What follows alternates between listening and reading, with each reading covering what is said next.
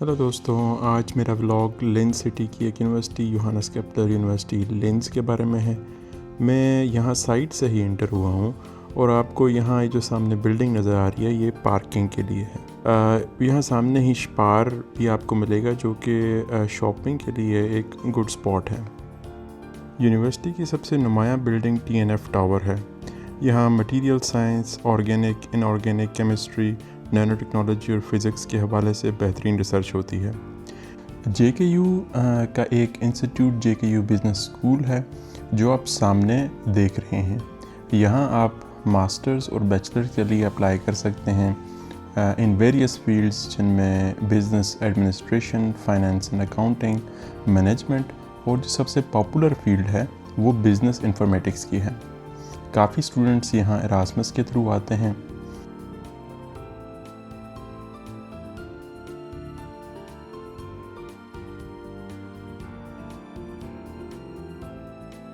ये जो आप बिल्डिंग देख रहे हैं ये सेमीकंडक्टर फिज़िक्स की बिल्डिंग है। सेमीकंडक्टर के हवाले से यूडकाऊ में बहुत काम हो रहा है। क्लास 100 के क्लीन रूम्स के अलावा और बहुत सी टेक्नोलॉजीज़ जैसे लिथोग्राफी और एपिटेक्सियल ग्रोथ पर फोकस है। ये आप मेन एडमिनिस्ट्रेटिव बिल्डिंग देख रहे हैं। यहाँ कई तरह की सर्विसेज लोकेटेड हैं जिनमें admission office, international welcome centre और इसके अलावा अगर आपको किसी तरह की भी इंफॉर्मेशन चाहिए तो आपको यहाँ से मिल सकती है। अगर आपने एडमिशन के लिए अप्लाई किया हो या एप्लीकेशन सबमिट की हो तो एप्लीकेशन के हवाले से हेल्प या फिर एडमिशन के बाद रूम्स, ID कार्ड्स और एनी काइंड ऑफ स्टफ़, आपको ये सब इंफॉर्मेशन इस बिल्डिंग से मिल सकती है। इस इमारत में जदीद सरफेस केमिकल और इलेक्ट्रॉनिक एनालिसिस की सहूलत मौजूद है। इलेक्ट्रॉन माइक्रोस्कोप्स और नैनोस्कोप एनालिसिस के टूल से यूनिवर्सिटी और इंडस्ट्री बहुत ही फ़ायदा उठाते हैं। इसके अलावा यहाँ रूफ टॉप पर एक सोमनियम भी है जहाँ से आप पूरे लेंस का नज़ारा भी देख सकते हैं। ये साथ में छोटी सी बिल्डिंग देख रहे हैं ये पॉलिटिकल साइंस और फ़िलासफ़ी के इंस्टीट्यूट पे मुश्तमिल है। ये बिल्डिंग यूरिडिकम या फिर लॉ इंस्टीट्यूट की बिल्डिंग है। सिविल लॉ की फ़ैकल्टी यहाँ की सबसे मशहूर फ़ैकल्टी है। यहाँ ऑस्ट्रियन और यूरोपियन लॉ के हवाले से एजुकेशन और रिसर्च की जाती है। तकरीबन 1.5 लाख बुक्स और 20,000 से ज़ायद जर्नल्स मौजूद हैं और इस वजह से ये ऑस्ट्रिया की सबसे बड़ी लॉ लाइब्रेरीज़ में से एक है। ये बिल्डिंग 1975 में कायम हुई थी और इसने पहली दफ़ा मल्टीमीडिया लॉ प्रोग्राम शुरू किया था ताकि बहुत से स्टूडेंट्स ऑनलाइन भी कानून की तालीम हासिल कर सकें। ये बिल्डिंग TNF टावर के करीब है।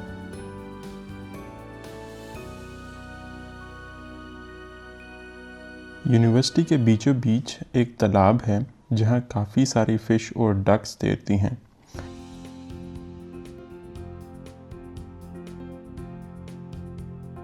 इस पूल का मकसद सिर्फ डेकोरेटिव नहीं है, ये एक्चुअली में नेचर फ्रेंडली लुक देने के लिए बनाया गया है।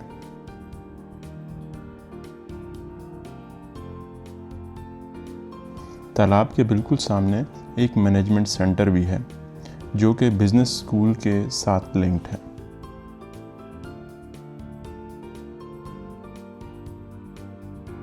अच्छा, यहाँ यूनिवर्सिटी में सिर्फ बड़ों के लिए ही नहीं बच्चों के लिए भी प्लेइंग एरिया मौजूद है।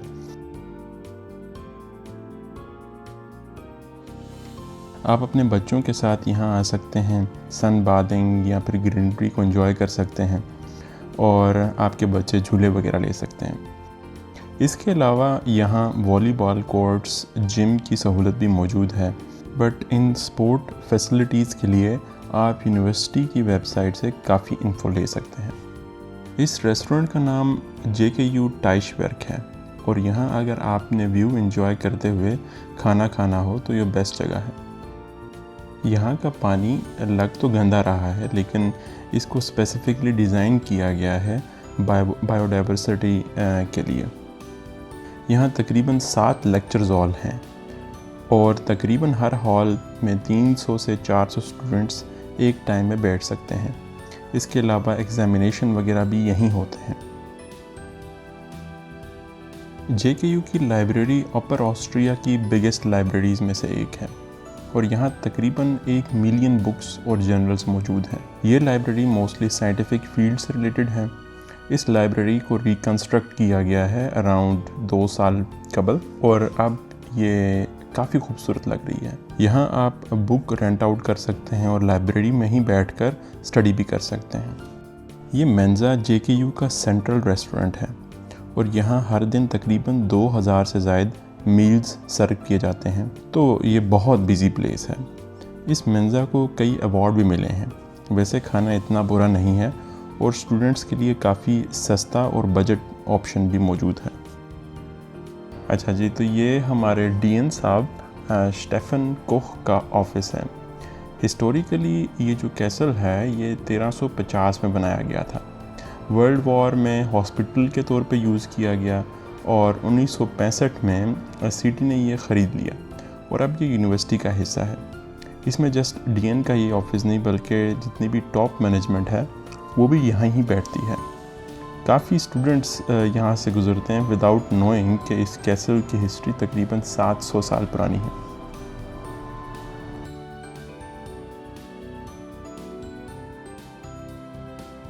अब हम चलते हैं जी मेन कैंपस के सबसे कूलेस्ट सेक्शन की तरफ, जो है साइंस पार्क।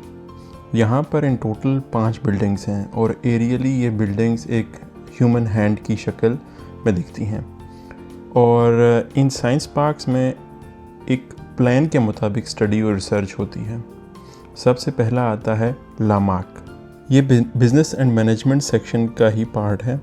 यहाँ ऑस्ट्रिया और इंटरनेशनल कंपनीज़ के जो टॉप लेवल मैनेजमेंट होती है और उनको डिफरेंट किस्म के कोर्सेज दिए जाते हैं। SP1 मतलब कि साइंस पार्क 1। इसमें मोस्टली मैकाट्रॉनिक्स, रोबोटिक्स, मटेरियल्स और इलेक्ट्रिकल इंजीनियरिंग से रिलेटेड रिसर्च होती है। यहाँ मटेरियल्स की प्रोडक्शन से लेकर उनको रोबोटिक्स और मेन मॉडर्न इंडस्ट्री यूजेज तक सब कुछ किया जाता है। इनके काफ़ी सारे प्रोजेक्ट्स हैं और ऑस्ट्रियन इंडस्ट्रीज़ के साथ इनकी बहुत सारी कोलैबोरेशंस हैं। One of the most technology oriented building है ये। साइंस पार्क 2 या SP2 mostly centred around mathematics, statistics and polymer engineering. यहाँ आप अलजेब्रा, स्टैटिस्टिक्स, न्यूमेरिकल मैथमेटिक्स और फाइनेंशियल मैथमेटिक्स स्टडी कर सकते हैं from basics to state of art level. ये कंबाइन करती है fundamental mathematics with practical engineering application. Advance mathematical model और प्रोसेस ऑटोमेशन से रिलेटेड काफ़ी काम किया जाता है। वन स्टेप फर्दर तो हम आ जाते हैं SP3 या साइंस पार्क 3 में। यहाँ पर मोस्टली आर्टिफिशियल इंटेलिजेंस और कंप्यूटर साइंस का काम किया जाता है।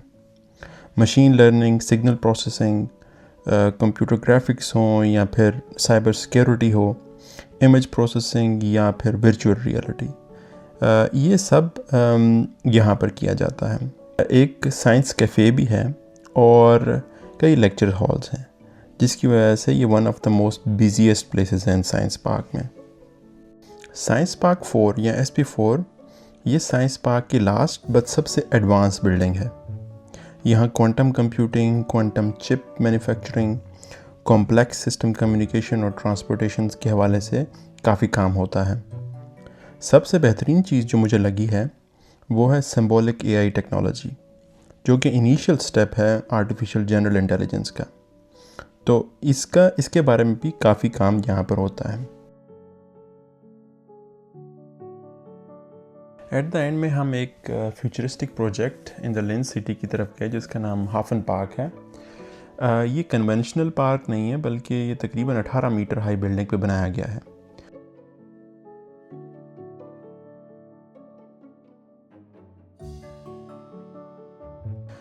ये एक नया कॉन्सेप्ट है जो कि सस्टेनेबिलिटी और मोस्टली ग्रीन क्लाइमेट सस्टेनेबिलिटी को पोर्ट्रे करता है।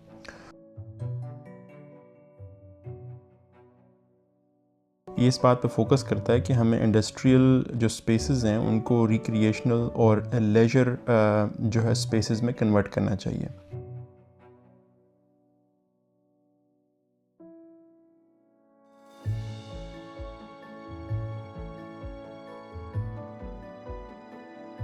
बिल्डिंग के दोनों तरफ एक लिफ्ट लगी हुई है और एंट्रेंस बिल्कुल फ्री है। यहाँ जगह जगह पर फ्लावर्स और ग्रीनरी दिख रही होगी। बच्चों और बड़ों के लिए यकसां लेजर एक्टिविटीज़ की सहूलत भी मौजूद है।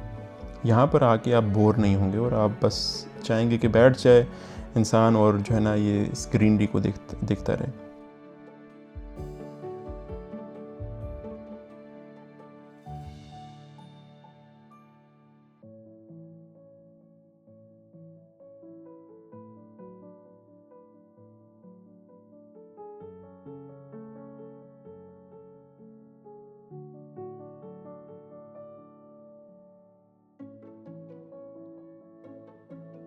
टोस्ट आल्पिने हो गई और लिंस एगे, एनर्जी एगे, ये बड़ी बड़ी कंपनीज़ हैं ऑस्ट्रिया के अंदर। प्री मेटाल भी है, थर्मो फिशर जिस तरीके से। तो ये सारी की सारी इंडस्ट्रीज़ जो हैं वो इस इंडस्ट्रियल ज़ाइले जोन के अंदर आती हैं। आई थिंक हम लोगों को भी ऐसी एग्जांपल से सीखना चाहिए कि ये लोग किस तरीके से इंडस्ट्रियल एरिया को ग्रीनरी में कन्वर्ट करते हैं और किस तरीके से अपने एनवायरनमेंट को सेफ रखते हैं। फाइनली इस खूबसूरत पेंटिंग के साथ आज का व्लॉग एंड करता हूँ। उम्मीद है आपको ये व्लॉग बहुत पसंद आया होगा। प्लीज़ बताइएगा कि आपको ये व्लॉग कैसा लगा। खुदा हाफिज़।